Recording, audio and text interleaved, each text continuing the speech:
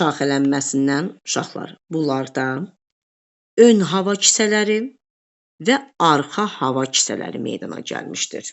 İkinci elə bir canlı yoxdur ki, bu cür quruluşda tənəffüs sistemi olsun. Baxaq, deməli bronxlar şaxələnir. Görürsünüz, bura bronxdur.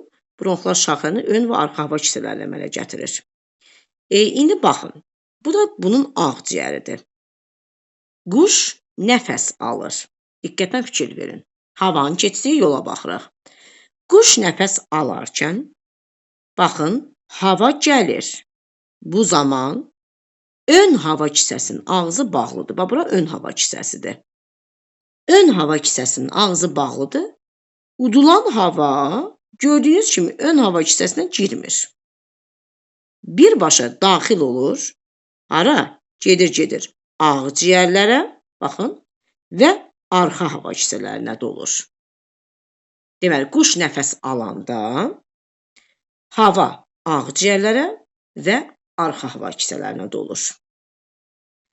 Təbii ki, ağciyərlərə hava doldusa, burada nə baş verməlidir? Qazlar mübadiləsi baş verməlidir. Burada qazlar mübadiləsi baş verəndən sonra, yəni venoz qan arterial qana çevrildikdən sonra nə edir? Quş nəfəs verir. Quş nəfəs verərkən bu zaman nə olur?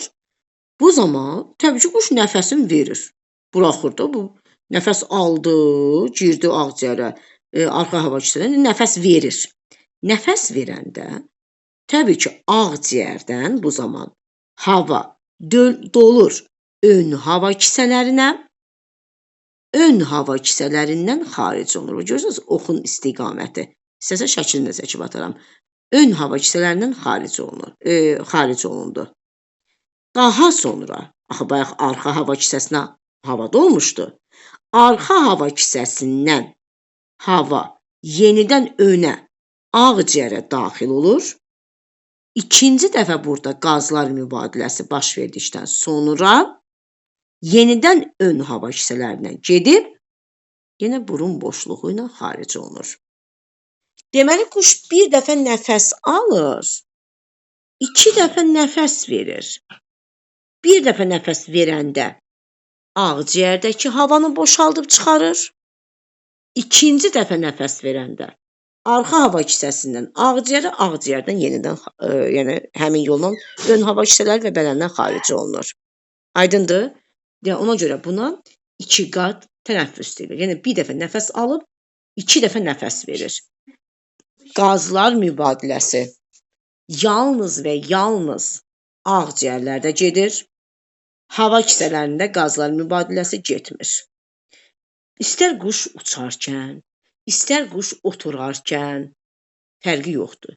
Bütün hallarda ağciyərlərdə qazlar mübadiləsi getmiş olur. Aydındır? Birdən deyirsən, elə bilir ki, quş təkcə uçanda olur. Xeyr, belə deyil. Amma quş oturarkən, yer yərkən qabırğa arası əzələləri işləyir adətən. Uçanda amma böyük döş əzələləri havanı yarmağa imkan verir onlarda. Çünki ümumiyyətlə bədənin digər əzələlərinin 50%-ni böyük döş əzələləri təşkil edir.